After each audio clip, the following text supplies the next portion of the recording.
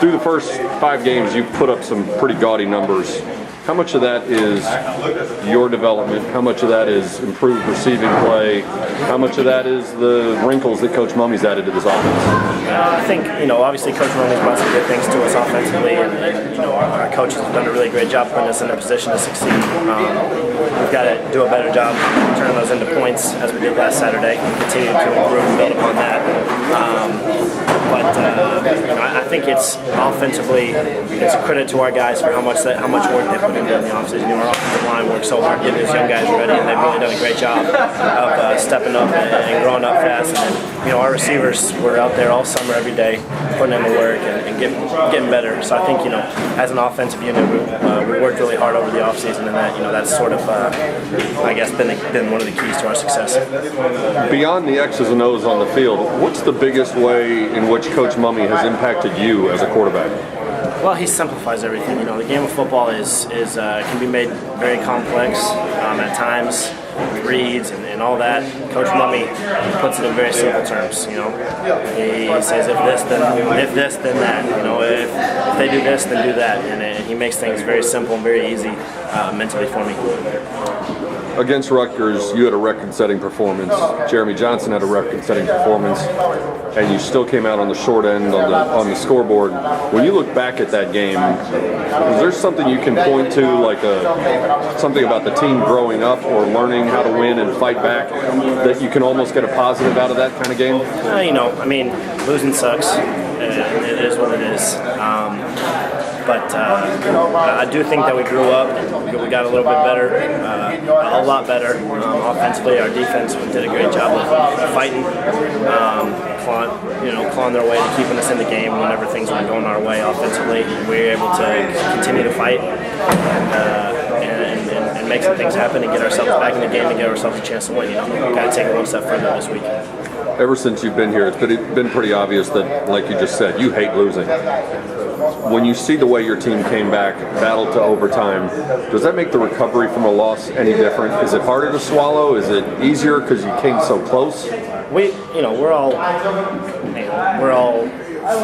men. It sucks. It sucks for all of us. We hate it. But as football players, we've got to learn, and we have learned to, give it 24 hours, let it soak in. Go back, learn from it, and then move on, because you don't really have any other choice. If you let a loss carry over into the next week, one game can end up beating you twice, and you can't. We simply can't do that. So we do a good job. We do a very good job of we'd like to not be in that situation for the rest of the season, but we do a very good job of putting things behind us. I think it shows during games, and it shows during the week of practice as well. Last year against Memphis, you had your highest yardage of the year. You threw for 353 yards. You had 3 touchdowns, 2 of them on the ground, 1 through the air. Are you looking forward to seeing that defense? Well, it's a different team. Obviously, we did have some success last year, but this team is not the same team as that we played last year.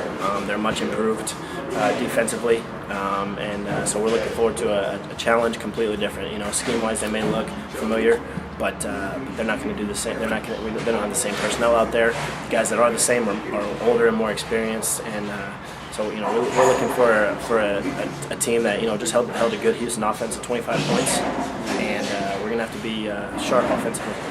I was going to say, last year you put up 40-something points. The year before you got here, it was 42-0, I believe. And Memphis was 113th in the country in defense. This year they're 11th.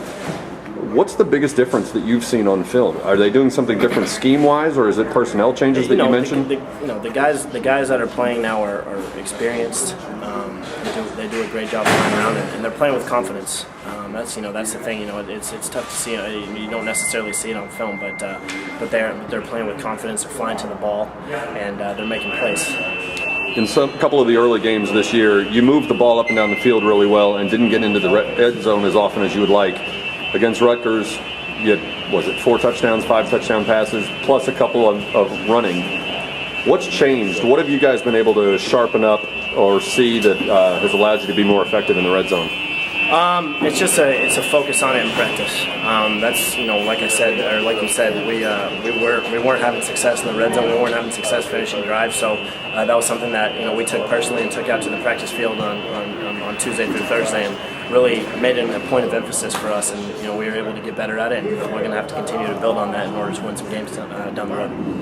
Your keys to having a successful day, either individually or as an offense, this Saturday against Memphis? Offensively, we just got to go out and execute. We've moved the ball in every game so far, and I think we have confidence offensively. We feel like if we go out and execute and do our job, then we'll have some success. So we've got a great game plan in place, and we're gonna have to go. We just have to go out and execute and do a good job of competing and playing SMU football.